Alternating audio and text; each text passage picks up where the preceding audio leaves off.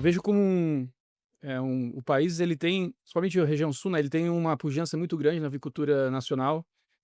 O Paraná, Santa Catarina e Rio Grande do Sul tem uma produção muito grande dentro do cenário nacional. E sobre o foco da influenza, é muito importante, muito interessante ver como os outros estados, no caso dos 3 presentes aqui, né, o Paraná e o Rio Grande do Sul, estão fazendo, no controle e na prevenção dos seus casos. A gente só tem a somar com a troca de informações nesse assunto, né, para que consigamos melhorar nas nossas defesas de defesa agropecuária em relação à influenza aviária e assim a avicultura continuar pujante no nosso país. Bom, a sua palestra aqui na feira foi sobre trazer a realidade do estado de Santa Catarina, de que forma vocês atuam no controle e prevenção da influenza aviária. Como então esse trabalho lá no estado de Santa Catarina? Sim, nós temos, né, começando então pela prevenção, nós temos diversas medidas por força de normativas, né, onde nós temos a gente chama de vigilância ativa, é quando nós vamos atrás do problema. Então nós temos alguns programas de exames nas propriedades, tanto comerciais quanto de subsistência, para ver se encontramos algo suspeito. E também tem a vigilância passiva, que é quando a comunidade ou as empresas, os produtores nos avisam de que, tanto na avicultura comercial quanto nas de fundo de quintal, digamos assim, como em aves silvestres, está acontecendo algum problema. Então, nós somos chamados a atender. Além disso, nós temos o treinamento continuado, né, do corpo técnico, educação sanitária na comunidade, nas propriedades rurais, para que todos estejam sensibilizados do assunto, né, e possam, assim que perceber alguns sinais que são sugestivos da doença, já lembrar que conversou com a gente em algum momento, e assim entra em contato conosco para nós fazermos o atendimento. Há N atividades de prevenção no dia a dia, né, então, essas são as estratégias, de maneira macro, né, para conseguir prevenir. E quando nós temos que agir, como aconteceu, eu apresentei hoje aqui, né, tivemos 2 casos, nos últimos 2 anos, em aves de fundo de quintal, aves domésticas, né, tivemos lá uma série de trabalhos envolvidos naquilo ali, que envolve raio de ação, 3 quilômetros, 10 quilômetros.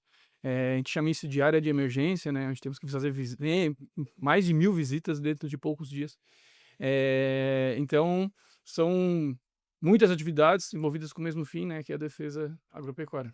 Bom, José, não posso deixar de mencionar, muito embora você atue no estado de Santa Catarina e toda a motivação da sua passagem por aqui é sobre este estado, mas como que vocês acompanharam também quando tivemos no primeiro semestre deste ano aquela situação da influenza no Rio Grande do Sul e que certamente trouxe ali um abalo para a cadeia produtiva? Sim, sim. Então, no primeiro momento, muita preocupação, porque foi o nosso primeiro caso no Brasil em aves comerciais, ainda mais num aviário matrizeiro, né, é onde é produção genética. Então, de primeiro momento, assim, bastante preocupação. Então, uma série de medidas foram tomadas pelo estado de Santa Catarina naquele momento, como fechar as barreiras com o Rio Grande do Sul, a restrição severa no trânsito avícola, naquele primeiro momento. Mas na medida do passar das horas, passar dos dias, as informações foram chegando, nós também fomos entendendo melhor o cenário, Rio Grande do Sul tomando conta, e aqui fica um parabéns também para o Serviço Gaúcho pelo como eles lidaram com aquela atividade. Então, no passar do tempo, a gente foi vendo que o cenário realmente estava sob controle e fomos, né, foi feito liberado, assim, né, as restrições que estavam acontecendo. Claro que aconteceram impactos no mercado, né, vários mercados importadores aí de imediato fecharam, e isso impactou alguns, impactaram Santa Catarina também, mas faz parte, né, faz parte dos acordos comerciais.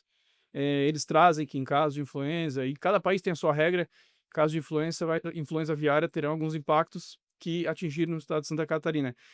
Eu estive junto com outro colega, tive a oportunidade de estar lá no Rio Grande do Sul, no centro de operações deles durante 2 dias como observador, para verificar, né, acompanhar os trabalhos que eles estavam fazendo.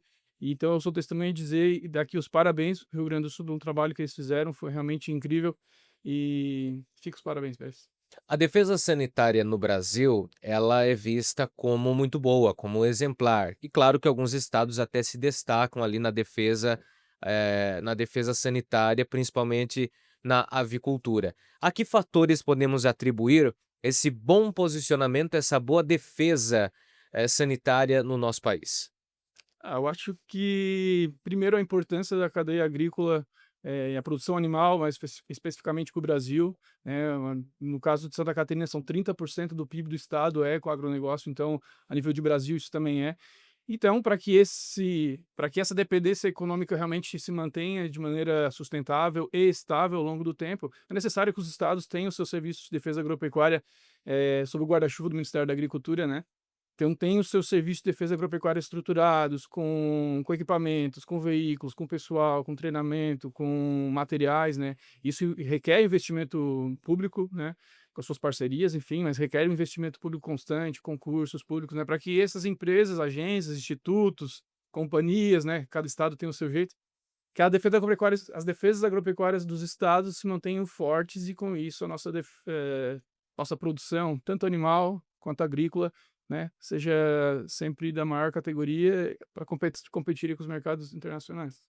Ou seja, essa reflexão ela é muito importante, José, porque não tem como separar vigilância sanitária, defesa sanitária da produtividade com o mercado, não é? Isso tem uma relação, na verdade, muito intrínseca, ou seja, uma coisa precisa da outra, uma coisa vai levando a outra de forma muito natural, não é? Sim, sim, com certeza. Então, não há como um mercado importador, a China, por exemplo, querer comprar de um estado brasileiro se ele não tiver garantias de que o produto que está chegando lá, no caso a carne suína, a carne de aves, que está chegando na China, seja de alta qualidade, né?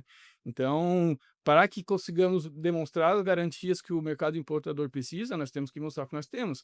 Isso a gente vê com rotina. Eu acompanhei diversas missões internacionais no estado de Santa Catarina, no Reino Unido, Chile, Japão, México, e todos eles querem ver o serviço. Eles vão nas granjas verificar como é que estão as coisas, depois eles querem que nós mostremos qual é a nossa atuação, o que que a gente faz para controlar, para eles terem a garantia de que, opa, nesse local aqui o produto realmente é de qualidade. Então a relação é bem próxima mesmo. O mercado externo da avicultura, ele está bem posicionado, temos boas relações comerciais. Que ponderações podemos fazer do mercado interno? Qual é o panorama? Olha, eu não tenho assim, tanto conhecimento dessa questão mais mercadológica, né? Eu sou mais a parte técnica da sanidade. Mas o que eu posso te dizer é que, no caso da avicultura, né? O consumo per capita é bem considerável, também não sei o número, mas é bem considerável, e que tende a crescer baseado, às vezes, em outras fontes de proteína, que às vezes, por N motivos também comerciais, o preço fica muito caro, e aí na mesa do consumidor, o que sobra é a carne de frango, né? Então, tem muito a crescer, né, nesse sentido também. Eu te fiz essa pergunta porque também temos aqui a possibilidade de fazer aquela relação com o papel das cooperativas, até mesmo na defesa sanitária de toda essa cadeia produtiva. Porque hoje, principalmente se levarmos em conta a realidade dos estados aqui da região sul e especificamente onde estamos, que é o estado do Paraná, os produtores, né, os avicultores, eles se associam e conseguem de alguma forma também passar por esses desafios sanitários com um suporte um pouco mais direcionado, graças à estrutura das cooperativas também, não é? Sim, com certeza. No caso de eventos sanitários, os produtores que estiverem associados, seja uma cooperativa ou integrados a alguma empresa, terão um aporte eh, muito mais facilitado, né, de um guarda-chuva muito maior do que aquele produtor independente que a gente chama, como que acontece geralmente na postura comercial, na produção de ovos, onde eles são independentes, e aí realmente eh, não vai ter aquele apoio, né, de uma cooperativa ou de uma integradora por trás para ajudar caso aconteça o evento sanitário, né. Então A avicultura, no caso aqui da defesa sanitária, está tendo algum gargalo nesse momento? como é que eu posso te dizer? Um gargalo na questão da defesa sanitária animal? Isso mesmo. Enfim, ela tem vários inimigos, entre aspas, né, que eu posso te dizer. Não são, não acho que essa é a palavra, mas tem vários desafios. Primeiro, a avicultura comercial tem um desafio de estar geralmente muito próxima, um vizinho de cerca, e de um produtor que tem galinha de fundo de quintal. E essa galinha de fundo de quintal, ela é livre, né? Então ela pode albergar N doenças, que é a mesma do frango que está lá no galpão, né?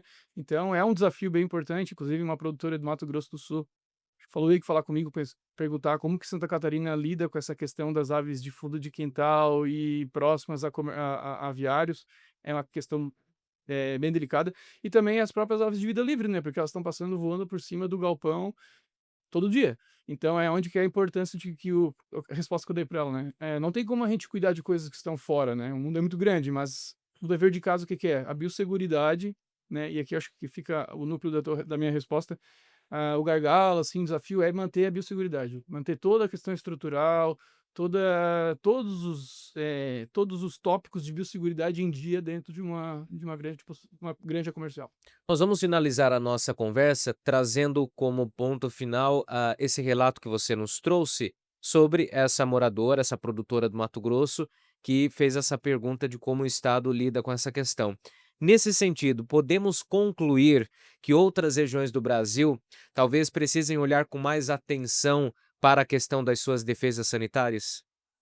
Olha, é importante manter sempre as suas defesas sanitárias sempre a postos e para que estejam a postos e prontas para de novo, né, desculpa a redundância, uma pronta resposta, ela tem que estar estruturada.